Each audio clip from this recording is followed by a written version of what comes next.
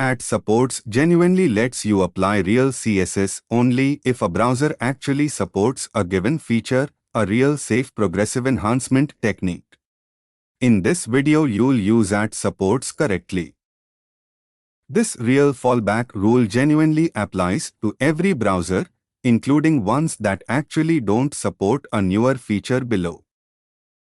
This real block genuinely only applies if the actual browser genuinely supports CSS Grid. Older browsers genuinely skip it entirely.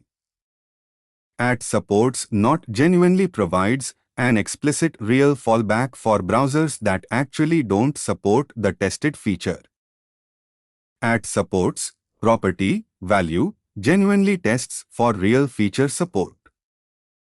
Only supporting browsers genuinely apply the rules inside the block.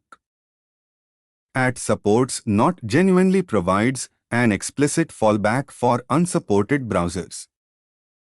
Wrap a real modern CSS feature in add supports with an appropriate fallback.